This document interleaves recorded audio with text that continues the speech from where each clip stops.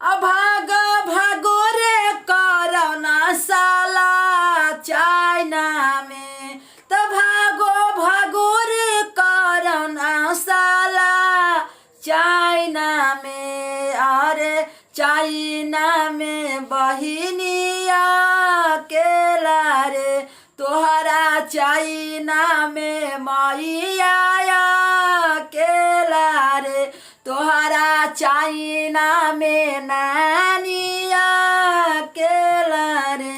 भागो भागो रे कोरोना साला चाइना में, तोहरा चाइना में दादिया केला रे, तोहर चाइना में बहिनिया केला रे। अरे आज के गाड़ी तोरा बाजी के गाड़ी रे, भेजले कोरोना के बीमारी रे। अरे आइयो के गाड़ी तोहरा माइयो के गाड़ी रे, अब भेजले कोरोना के बीमारी रे। कि मैयो के गाड़ी तोरा बहिनी के गाड़ी रे, ठेकतौ ना हमनी में बीमारी रे। अरे आया के गाड़ी तोहरा मैया के गाड़ी रे, भेजले कोरोना के बीमारी रे। सुन अब सुनबे कोरोना वायरस तेरा बहन के कोरोना भाग चाइना में।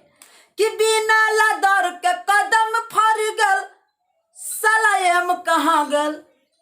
कोरोना आके बहिनी सिनेमा देखे गेल, साला चाइना कहाँ गेल। कि बिना लदर के कदम फर गल, साला चाइना कहाँ गल।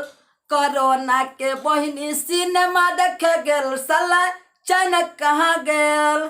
कि कोरोना के मैया ना रह गे माई, तो पूरा इंडिया चाइना का भोना रह गे माई।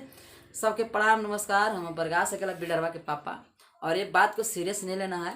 और हम ये वीडियो बनाए हैं तो गीत के लिए नहीं, वीडियो बनाने का मकसद है कि प्लीज़ जो आजकल हमारा देश में कोरोना वायरस की जनसंख्या बढ़ते जा रहा है, तो आप लोग जिस तरह से हमारे माननीय नरेंद्र मोदी जी कर रहे हैं कि अपना घर में रहें, अपना घर में ही सुरक्षा रहे, तो आप लोग बात नहीं मान रहे हैं और बाजार में निकल जा रहा है, देखा ऐसी कर रहे हैं कि हमको भी नहीं ठेकेगा।